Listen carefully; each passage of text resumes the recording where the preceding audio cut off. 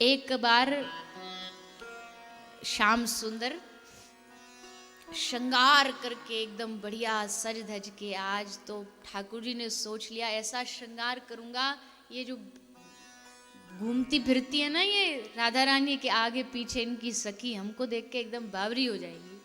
देखो ऐसा श्रृंगार करके जाएंगे, बढ़िया एकदम काजल लगाया, नयनों के कोर पर काजल लगा के, मुकुट धारण करके, पीतांबर पहन करके,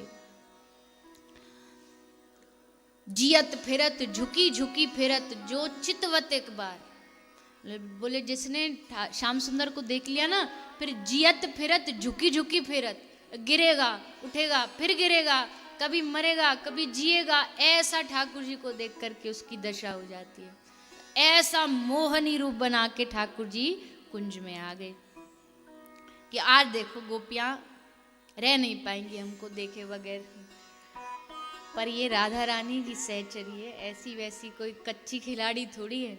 जैसे श्याम सुंदर पहुंचे कुंज में, एक वही किंकरी मिली, ठाकुर जी वाके सामने जाके ऐसे प्रकुटी ऊपर करके टेढ़े खड़े होकर के दिखावे लगे। सोई जैसे ठाकुर जी आए तो वह किंकरी ने घूंघट कर लिया,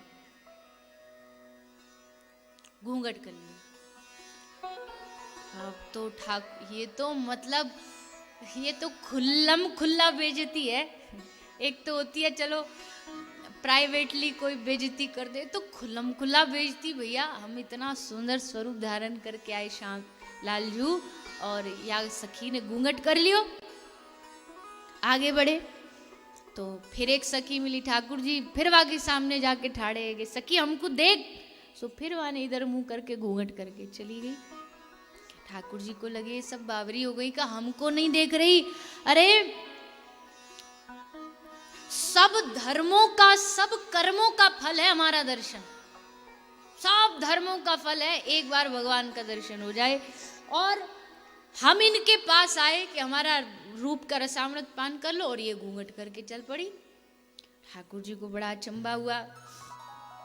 तो ठाकुर जी ने एक सखी को रोका, बोले तू रुक यहां, ये बता हमको देख क्यों नहीं रही। तो सखी ने टेढ़ी होकर के श्याम सुंदर को कहा, देखो जी पहली बात तो यह है कि तुम हमारे इष्ट नहीं हो, हमारी इष्ट राधा रानी, हमारी आराध्य राधा रानी है।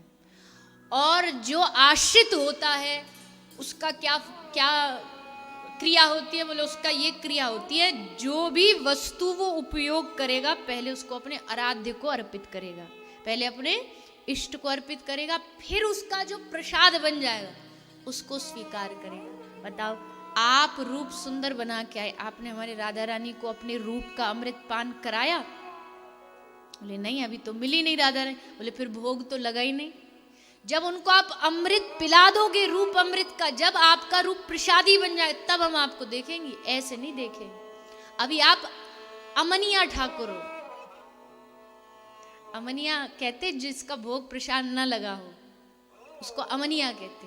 तो आप अमनिया ठाकुर, पहले जाओ वहां हमारी श्री जी को दर्शन रूप अमृत का पान करवाओ, जब आपका भोग प्रसादी हो तब हम देखेंगे, तब आना हमारे पास, अन्यथा आप हमारे लिए अमनिया हो। सोचो कितना बल होगा उस राधा रानी के दासी में, जो ठाकुर जी को कह रही कि जाओ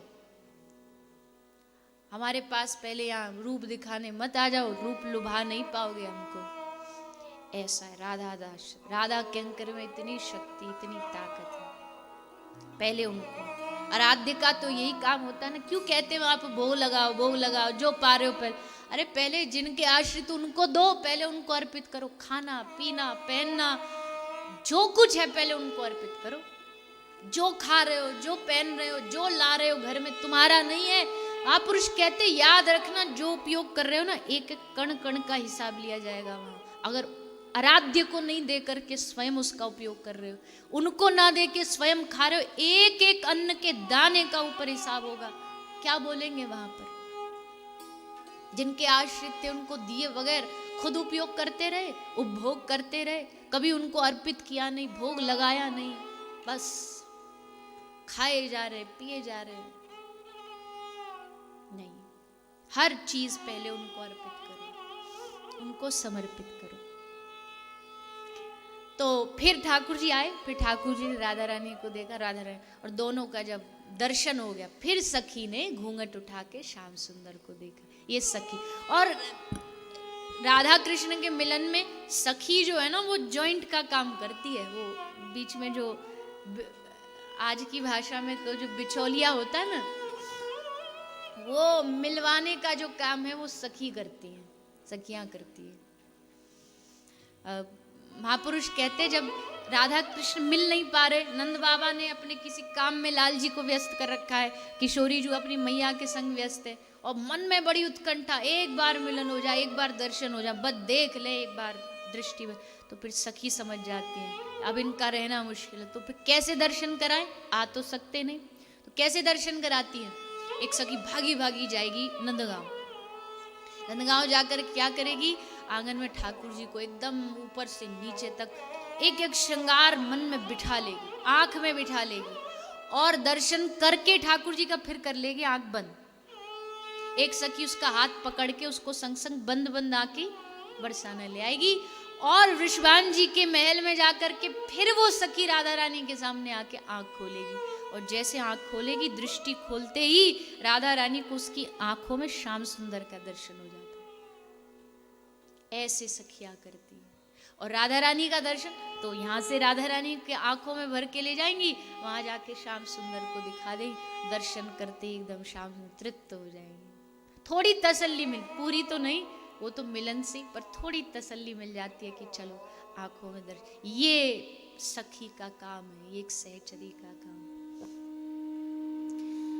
तो मैं फिर कहूं, देखो दुनिया में साधना बहुत है, कितनी सारी साधना है। व्रत करो, तप करो, पेड़ पे उल्टे लटक जाओ, खाओ मत, भूखे रहो, आदि आदि न जाने कितनी साधनाएं हैं, पर वो सब साधनाओं में रस नहीं है, नीरस है। पर ये जो ब्रज की सखियों की, प्रिया प्रीतम की जो उपासना, इसमें बड़ा रस है, बातों में ही रस है। जब आपस में बैठ के सब चर्चा यमुना के घाट पे सखी करती है तो कितना रस बरसता। ये रसमयी उपासना है, ये ब्रजोपासना है, ये वृंदावनी उपासना है, ये रसमयी उपासना है।